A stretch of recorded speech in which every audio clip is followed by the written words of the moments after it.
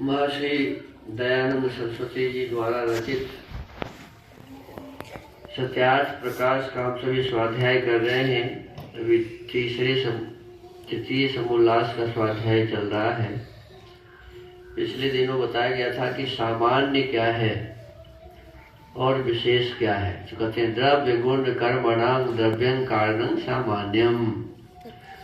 जो कार्य द्रव्य गुण और कर्म का कारण द्रव्य है वह सामान्य द्रव्य है। जो कार्य द्रव्य गुण और कर्म का कारण, देखो यदि कोई विषय वस्तु ही नहीं रहेगा, कोई सब चीज ही नहीं है तो किससे काम किया जाएगा? मनुष्य ही न हो तो काम क्या होगा? तो कहते हैं किसी कार्य का जो कारण है तो कहते हैं वो द्रव्य है, वह सामान्य द्रव्य है। द्रव्यानां द्रव्यं कार्यं सामान्यम। जो द्रव्यों का कार्य द्रव्य है, एक चीज से कोई दूसरा चीज बन जाता है कि नहीं बन जाता है? एक काम से दूसरी चीज का निर्माण हो जाता है। तो एक चीज के माध्यम से ना दूसरा चीज बना। तो कहते हैं द्रव्य, जो द्रव्यों का कार्य,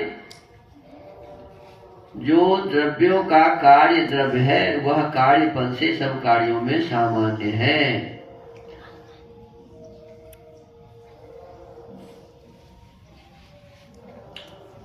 आगे कहते हैं द्रव्यत्वं गुणत्वं कर्मत्वं च सामान्यानि विशेषाश्च। वैशेषिक दर्शन अध्याय 1 आहनिक 2 और सूत्र 5 है। ये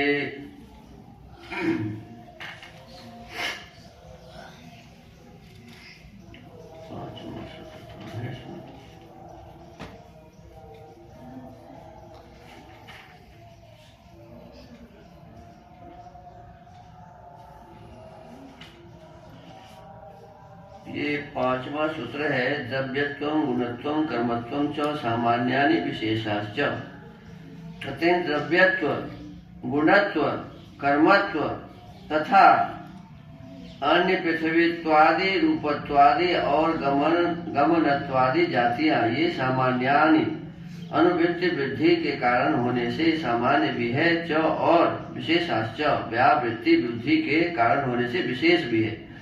एक ही चीज सामान्य भी है और विशेष भी है।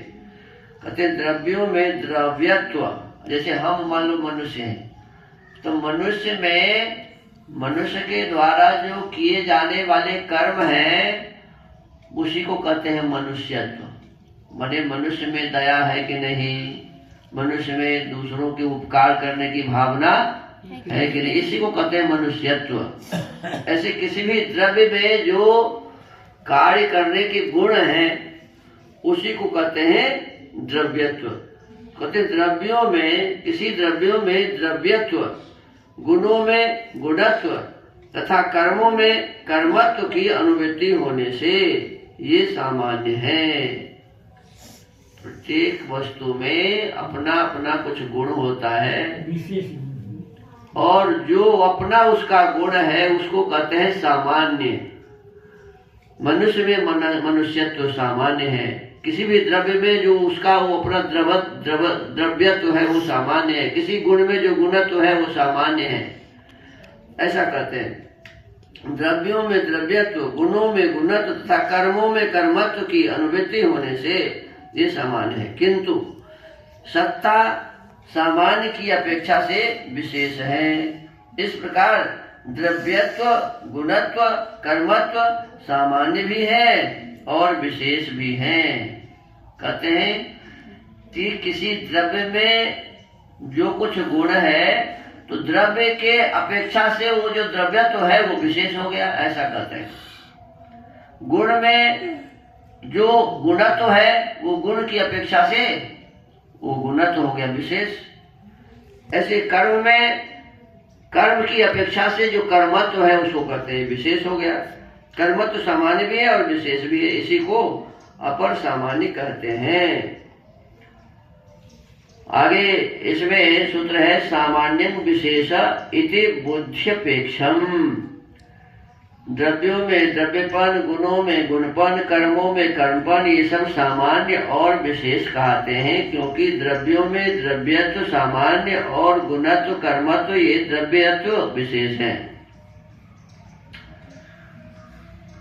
इसी प्रकार सर्वत्र जानना।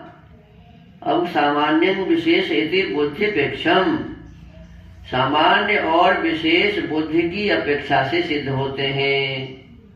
देखो, हम ही आप विचारते हैं, सोचते हैं, समझते हैं कि भाई ये सामान्य क्यों है, ये विशेष क्यों है, तो किससे होगा? विचार से होगा, बुद्धि से होगी। कहते सामान्य विशेष, सामान्य और विशेष बुद्धि की अपेक्षा से सिद्ध होते हैं।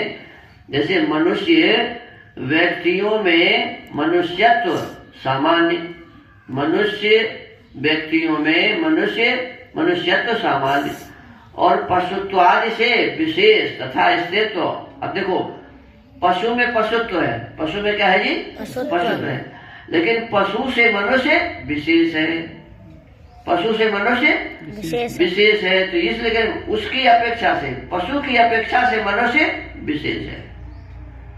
मनुष्य अपने आप में सामान्य भी है, लेकिन पशु की अपेक्षा से विशेष है। ये है, एक की अपेक्षा से दूसरा क्या हो जाता है जी?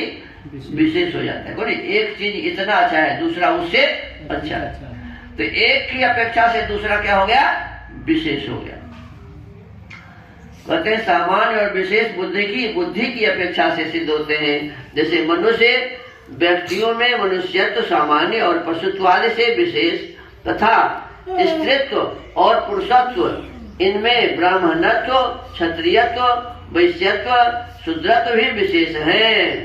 देखिए, कोई स्त्री है, कोई पुरुष है, तो वो स्त्री ब्राह्मणी है, क्षत्रिय है, वैश्या है या शूद्रा है।